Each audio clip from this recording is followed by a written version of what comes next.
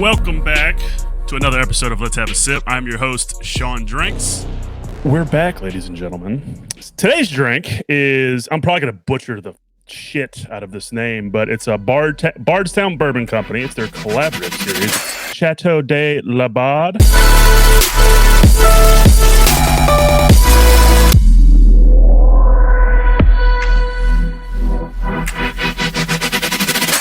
It looks like it's like Batty, Bade, kind of like Patty the Batty, you know what I'm saying? But so it's Bardstown Bourbon Company, Chateau de la Bade. I'm assuming that's how you pronounce it. I don't know, but it is straight bourbon whiskey finished in Chateau de la Bade, body, whatever, Armagnac cask, and it is pretty damn good. This is batch number 2.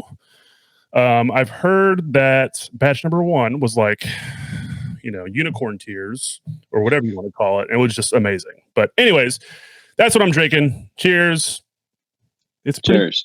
So my next guest is the Barber of the Wild. He just goes out into fucking random forests and just cuts people's hair and stuff like that. But he is my local barber here in Dallas, Texas. And I found out about the Bearded Bastard, which is the shop that he works at, through the liquor store that I typically go to, which is Lucky Liquor. And it's crazy what you can kind of get connected with when you go to a liquor store. But anyways, my next guest is Alex Wingate. How you doing, buddy? I'm doing great, man. Thank you for having me on. And cheers to you. I appreciate you inviting me. And personally, I'm drinking some tequila. It's a beautiful bottle right here. I'm also gonna butcher the name, but it's Azulio, I think. Well, maybe whatever that is. But yeah, good stuff, man. And again, thanks for having me. Yeah, no doubt. So are you drinking that straight, or is it's on ice, right? Yeah, I got a couple ice cubes in here, and then just in case I run out, because I'm not gonna be drinking too much of this. First thing, I got a little bottle of sake that I got from dinner last night, so it was a little keepsake. So I'll switch out to that if I need. Dude, I can't do sake. No? I've tried it hot. I've tried it cold, and it's just like, to me, it is terrible. I don't know if I need to continually try to drink it a little bit, but I guess it's the same thing with any spirits for anybody. It's like, for instance, sure. Like if my fiance tries some of my whiskey, she's like, why am I drinking this? This is terrible. Right. Yeah. Some sake kind of tastes like dirty socks or a locker room, but if you keep trying some different stuff, I think you'll find something that you like. I generally kind of go for a little bit of lighter stuff, just because generally I'm with my girlfriend when I'm drinking it too, and she likes the lighter, fruitier stuff. But this stuff's pretty nice. It's unfiltered. I think personally is a little bit better. It has a little bit less of that vodka burn to it. And it's a silky mild, and it's kind of this is going to sound terrible, but it's kind of like drinking sugary chalk, but in a good way. Oh, okay. So it's kind of like a protein shake. Yeah, exactly. An alcoholic protein shake. Exactly. And I actually learned this the other day learned it from the internet, and obviously if it's on the internet, it must be true. But that sake is considered the healthiest form of alcohol, if you can call any form of alcohol healthy. And the fact that it has the same heart beneficial aspects as like a glass of red wine, but it also has some other benefits that I'm completely blanking on right now. So people can do their own research and take it from whatever source they want to. I mean, all alcohol is not great for you, but of all things to be day drinking, I feel like sake is not a bad option. I mean, well, if I was day drinking, I'd probably be drinking Bloody Marys, but that's just me. So that's morning drinking, man. That's breakfast in a cup. It's funny. So before I actually moved to Dallas, Texas, my fiance and I went to a place on Lower Greenville, which is more of an up and coming place here in Dallas, and yes, it's pretty popping. We went to this place called Lila's Wine Bar. I'm pretty sure that's where we went. It's kind of like a trendy spot. They got some good espresso martinis, and they always do like they always decorate for like whatever specific holidays coming up and stuff like that. And it was like 9 p.m. and I'm like, hey, can I get a Bloody Mary? And the guy, the bartender was like, what the hell is wrong with you? He's like he almost didn't make it for me. And like, I guess I just didn't at the time, didn't really understand like etiquette of like what types of drinks you should order. And looking back, I'm like, that was probably stupid, but I love Bloody Marys and I don't care. So Yeah, man. Sometimes that sodium, you just need to quench that thirst for the sodium, man. I mean, I love Bloody Marys personally, but you got to make it spicy and it's got to be salty. I've had some really good Bloody Marys and some really bad. Those are some big hit or miss cocktail right there. oh yeah, no doubt. I think the best Bloody Mary, I think it's a tie between two different restaurants, and they're both here in Dallas. One of them's Hudson House, Okay. super good Bloody Mary, and then restaurant Beatrice. You got to make sure you pronounce it correctly. When you look at the words, it looks like you're probably supposed to pronounce it Beatrice, but it's actually Beatrice. But Okay. super good Bloody Marys. But coming back to the protein alcoholic drink or whatever, so there's a place on Lower Greenville. It's called Son of a Butcher. Have you ever been there? I have not.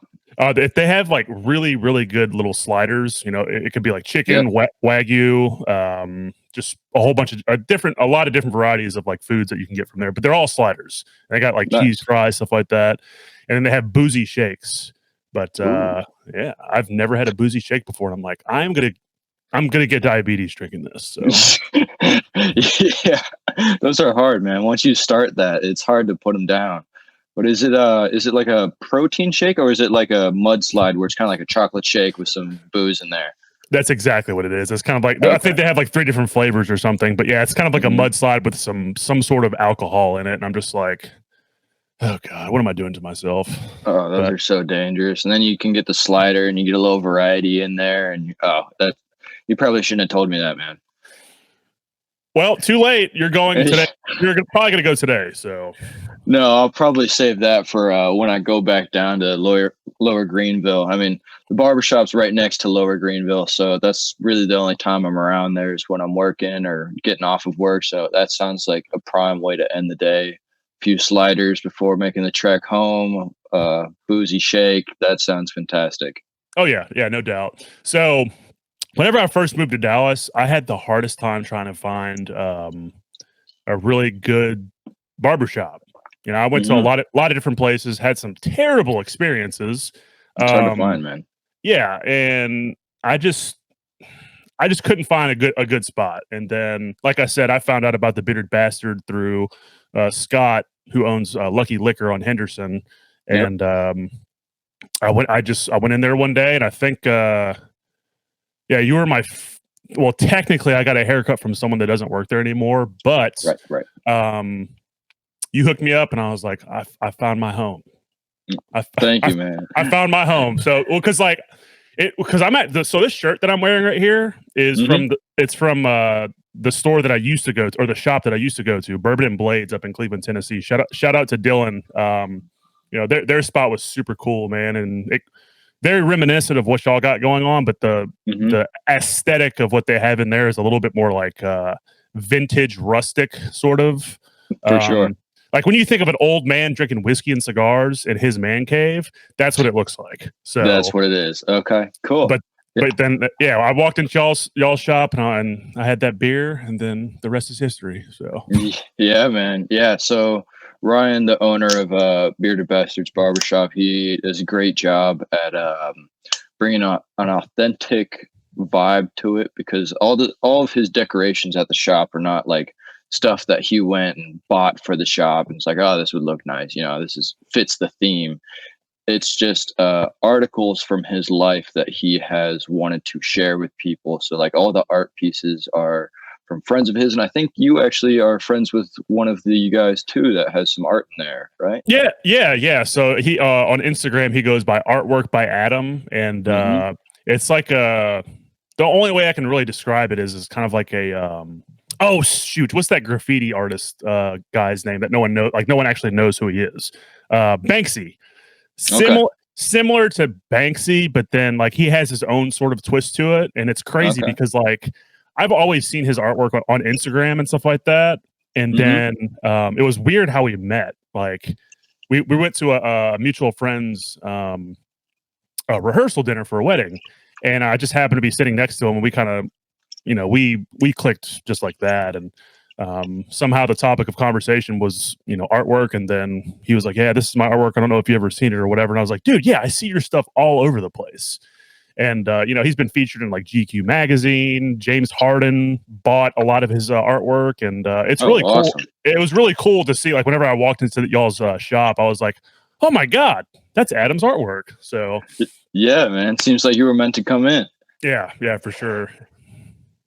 But yeah, back to the barbershop. It's really cool. I just moved to Dallas myself, and I've gone from a few different shops. I've worked at 5 different barbershops. I've been a barber for 4 years now. And I have to say the last 2 shops, including Bearded Bastards, have been my absolute favorite just because of the authenticity that the owner brings to the shop. As I said, it's all articles from his life that he wanted to share with people. You'll see either pieces of gear or artwork about like martial arts, and he's been doing martial arts for a very long time, and so have I. So I really like that connection. And then all the artwork were all gifts to him. He didn't buy it. He just wanted to display it for his friends and for his associates. And he kind of brings that almost punk rocker kind of vibe to the shop. And he's a little bit of a rebel, but that's kind of, I feel like the personality type that modern day barbers bring to the world is kind of the rebel, the punk rock, but now it's starting to mix a little bit more as barbering becomes more of an art form than it ever has been before. I mean, the industry is expanding at an incredible rate. It's, when I was in school, it had tripled in the last 5 years. So I think it went from like a $5 billion industry to like a 16 or something $billion, or sorry, maybe my numbers might be a little bit off here, but anyways, it's constantly expanding, and it's really cool to be a part of it. And that was one of the reasons I moved down to Dallas, was that in Montana, where I'm from, shout out to Man of the Woods, by the way, Kyle, Jake, you guys are great. But there's not very much of the industry there. I mean, I think guys like us that aren't very, well, I shouldn't say particular with our styles, but guys that aren't getting designs, they're not getting dyes, they're not getting all of these crazy things that are in the modern world. And for me, I view that as, it's nice to have that old fashioned, the reliable, you get the cut, you get the beard trim, whatever, you're looking good, that's good. But I wanted to get into a little bit more of the niche new stuff that's coming out, because I figure if you're licensed to do it and you're not doing it, that's money taken out of your own pocket. So I wanted to come here to try to expand my horizons a little bit, learn a little bit more. And it's great because Brian, he's a really great leader, and he knows what he's talking about. He's been doing it for a while, and he has a very similar, I think, personality type to myself. And then Trent, the other guy, he's a educator, or was an educator for Paul Mitchell, and he's very good at what he does. And I mean, you saw last time you came in, he has techniques that I don't have. And so that's one of the reasons that I wanted to move. And one of the reasons I went to Bearded Bastards was just because these guys have things that I think I can personally learn from. And that's one of the new aspects of the barbering community that I'm really enjoying, is the learning from each other. I feel like before, barbers, we were kind of, I don't want to say underestimated, but generally barbers were kind of a shady type. They had a lot of alcohol issues. They had drug issues. They were just very to themselves. You had your regular clients, you get in, you get out, and then you get your beer money for the tips that you made that day. And now it's very much more an entrepreneurial artist world, which is very cool to see the evolution of the industry, especially as a young guy myself. Yeah, because I think you carry yourself. You're very mature for your age. Because whenever we met, I was like, "Damn, you're only 22." And that kind of Yes, sir. blew my mind. I was like, okay, you're wise beyond your years, young Padawan. So, Thank but you. Thank you. Yeah, man. I mean, I'm sure I told you before, but I traveled a lot as a kid, and I think that gave me certain perspectives that I'm very grateful for. I'm sure it probably fucked me up in the head a little bit in ways that I'm not even aware of, but going to 19 different schools before graduating high school, you get to meet a lot of different people and you get to understand their perspectives. Well, at least somewhat. You get to hear their perspectives. You may not have time to understand it because some schools I went to for literally 2 weeks, and some schools it was 2 years. So I think it had some good benefits for me, and it's really cool to keep that train running. I really enjoyed meeting you, and I've really been enjoying meeting everybody in this new community that I'm a part of. It's great. yeah, Dallas is a cool spot, man. But so Hmm. damn, 19 schools before you graduated high school. Yes, So sir. so whenever you say 19 schools before you graduated high school, was that 19 schools in high school or throughout your whole like educational career? Yeah, throughout K through 12, I went to 19 different schools, and some of those schools I went to more than once, but that's not included in the count of 19. So what like why? What was the reason for that? That's an excellent question. I don't know.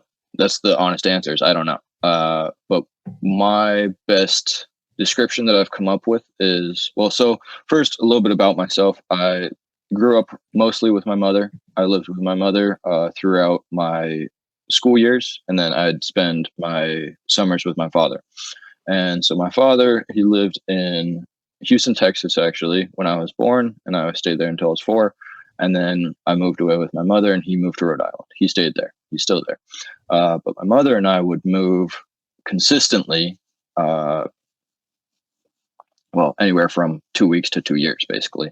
And she just had a very free soul. And I think she was trying to find the best possible place to raise me. But I also think there might have been an aspect of looking for heaven. And if you believe in heaven, heaven's not on earth. So if you're looking for it, you're going to keep looking. And it's that always trying to find the better situation. And personally, through seeing this, I think she did a great job. And I'm very thankful for my mother. But personally, through my own experience, I've found that if you want to experience heaven on earth, there is an aspect of looking for it, but there's also an aspect of creating it and building it yourself. And I think that some people know that, some people don't know that, and some people maybe just don't believe that. So yeah, I think she was just trying to do her best, and when problems would arise, she would just want to go somewhere else, or maybe she'd see an opportunity somewhere else. I mean, some of the times I was very young, so I didn't fully understand why we would move, but that's kind of the best description I suppose I've come up with. As a kid, I'd always kind of try to rationalize it and be like, when I was a kid, I was into spies, the 007, CIA kind of thing like that. So one time I remember I pulled her to the side. I was like, Mom, you gotta tell me, to be honest here. Are you a spy? Are you working for the government? Like what's going on here? And she's like, no, I'm not a spy. We're just looking for the best spot. I'm like, okay. And as I got a little bit older, I started watching like Breaking Bad and shit like that. So I'd be like, Mom, are you a drug smuggler? Like, is this the reason we keep moving? It's just so we avoid the law or something like that? She's like, no, it's nothing like that. Like, she was a school teacher and she had many different jobs to support us all along. Drug smuggling was never one of those. Um, so yeah, I don't fully understand it myself, but I am thankful for the uh, childhood experience that I was able to get. Yeah, no doubt. No, I am as well. It's I'm very fortunate. That's long story short, I'm pretty fortunate. So, but no, it's an interesting story you got there in regards to like you like kind of going all over the place. But so total 180. But do you think we're like Hmm. living in a simulation? Because you're talking Mm, about like heaven and stuff like that. So, what are your thoughts on us living in a simulation? good question. Um, you know, Personally, I don't think so, only because I have experienced certain moments in my life that words cannot describe. And I think if that we were in a simulation, that everything would be able to be rationalized logically. However, I understand that humans only have a certain capacity for logic. Like there are certain systems and algorithms and patterns in life that we know that there's a system, we know that there's some sort of pattern, but it's impossible for a human mind to understand it. So I kind of look at if we live in a simulation, kind of the same way as I look at heaven or hell, is there is no way for us to know, and that the pursuit of knowing that is kind of irrelevant, and it takes you out of what you have right now. So I think it's possible. Yeah, personally, I don't think so. It is crazy though to see how far our simulation technology is coming, and like virtual reality and the metaverse and all that shit, and buying property in the metaverse now. Like I don't understand that at all. It seems kind of like you're buying memory for your computer, or the use of memory for your computer or something like that, but I don't get it at all. So it is totally possible. I think absolutely it's possible we're living in a simulation. However, myself, I don't think so. What about sex robots? Oh, that's coming. That's no joke, no pun intended, but that's coming. I think actually it's already here. I mean, there are the sex dolls, the silicone, and I mean, all you got to do is put a couple moving parts and a microphone in it, and voila, we're good to go. Yeah, man. I mean, shit. I forget if I was talking to you about it, but I remember reading about this guy in Japan that had married an anime character and like got it legalized and everything. And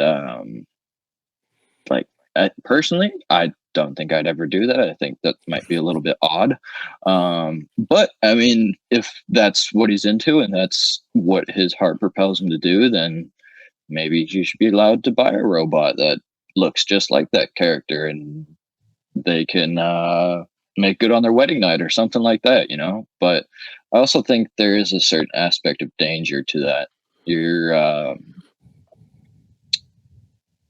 for younger people such as myself. I have a girlfriend, so this doesn't super apply to myself, but you're taking away a lot of motivation for people to socialize by having sex robots basically that you can just order off Amazon, for $1,000 you're laid for life. All you got to do is go to the store and get some AA batteries. Yeah. So yeah, but it's coming. I think actually they might already be like prototypes or something. Like I feel like I remember reading something about that, but I don't think that's for me. Yeah, I'm pretty positive they're a thing. I'm pretty sure I've seen them before, and it's it was funny you said no pun intended about I'm coming or whatever. So I think it was like Wednesday of this past week. So when this gets posted, it's going to be a couple weeks before this gets posted, but Blink 182 announced that they're coming back, and it blew my mind. And they just recently dropped a song called "Edging" this past Friday, and it was crazy because like they like were talking about going back on tour, and then like the same day, I think New Found Glory. Are you familiar with who New Found Glory is? The band? No, I'm not. How dare you? No, I'm sorry. Dare you? But anyways, so like Sum 41, Green Day, obviously Blink 182 as well. I think Bowling for Soup, probably at least 20 other bands as well, just like punk rock bands are all going on tour. And I'm like, what is happening? That's awesome. Return of the 90s, man. Yeah, it just blew my mind. And you'll have to watch it, but there's a I don't know if it was the Blink 182 Instagram page or if it was like one of the band members from Blink 182. They probably all reposted it or whatever. But it was like, it was people pretty much saying like, they're coming. I can't wait until they come. I'll do anything. I'll do anything to see them come. Anything. And like they do like a zoom in on this like one guy's face. He's like gardening. He's like, I'll do anything to see them come. And they're going on tour and they're going everywhere. It was pretty fun. Yeah, so that's awesome. Yeah, that is pretty funny. And I gotta say, I might do anything too, man. I mean, that's awesome. That's the favorite childhood bands coming back. It's really cool to see that they're coming back and that everyone's getting behind it. I mean, you were saying Green Day, Blink 182, Newfound Glory. Yeah, Newfound Glory. I'm sorry. Yeah. I'm going to save that on my phone right now. I got some research to do today. I think they're actually one of the places that they're coming to is American Airlines Center here in Dallas, and I'm like, ooh, I think I'm gonna go to that one. So yeah, it'd be dope. So speaking of coming, if somebody wants to use your services, how would they go about doing that? Yeah, so I would recommend you go to the Bearded Bastards website, and you can just book straight from there. There's no happy endings at this barbershop. Speaking of coming, it's not that kind of shop. However, if you're looking for a nice professional haircut, beard service, straight razor shave, whatever, the Bearded Bastards website is going to be the easiest way to get on.